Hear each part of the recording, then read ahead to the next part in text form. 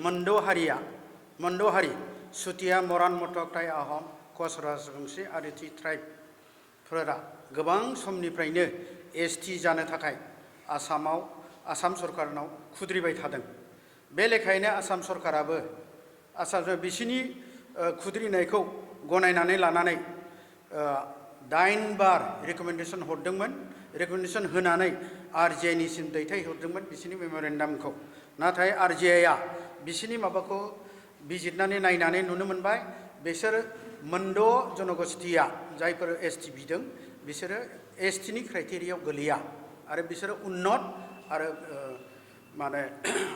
आरो आर्थिक भाबेबाबो इडुकेसन भाबे जेरैबाबो बिसोर उन्नत।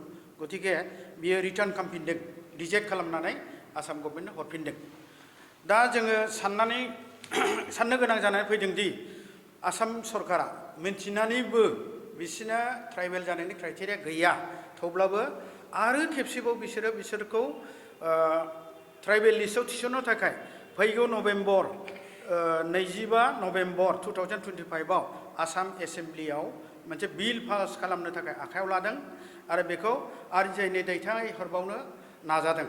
दा बेखौ जोङो ट्राइबेल जनगोष्ठीया जोंनि आसामनि 14था ट्राइबेल जनगोष्ठीया CC2I ट्राइबेल संघआ बेखौ एकदम अपोज खालामो। माब्लाबाबो जों बिसोरनो ट्राइबेल जाहोआ, जोंनि मोन्थाइखौ जों खहा होआ, जोंनि ट्राइबेल ब्लेकनि अधिकार, ट्राइबेल बर्गनि अधिकार 6 शिड्युलनि मोन्थाइफोरखौ जों खुनु पयथे खर्ब खालामनो होआ। जों ट्राइबेलफ्रा खौसेयै दं, खौसेयैनो होबथागोन। माब्लाबाबो जों बिसोरनि ट्राइबेल बिनायखौ गनायनो हाया बा गनाया।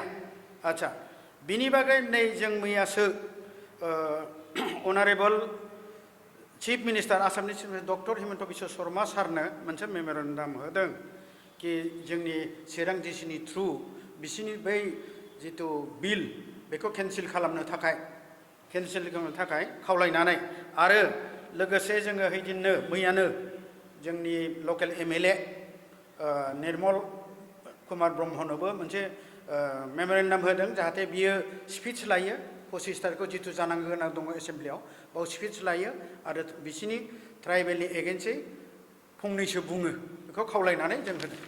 आच्छा, जुदि बिथांमोननो बै मोनद' हारिनो जुदि गमामायैनो सरकारा बोरैबाफोर खालामनानै जुदि ट्राइबेलनि स्टेटासखौ होनो ओंखारोब्ला जों बाहाय माब्लाबाबो गनाया। जों ट्राइबेलफ्रा, आसामनि ट्राइबेलफ्रा माब्लाबाबो जिरायनानै थाया। दरखार जायोबा जों राजा लामायाव ओंखारगोन, आन्दलन खालामगोन आरो जाथाराबा जोबथाथाराव जों अनारेबल हाइकर्टआवबो सुप्रिम कर्टआवबो चेलेन्ज खालामनो बाध्य जागोन। एसेनोसै, गोजोन्थों।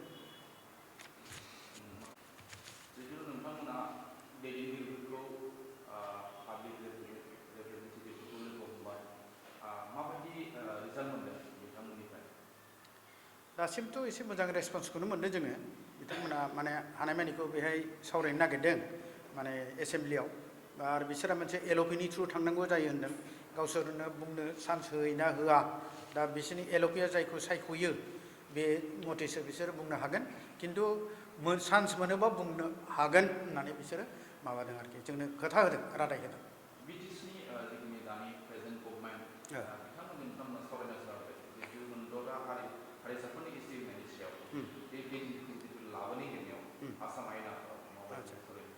जोंहा BTCआव बा BTRआव मोनसे जोंनि ट्राइबेल संघआ मोनसे कोअर्डिनेशन कमिटि दङ।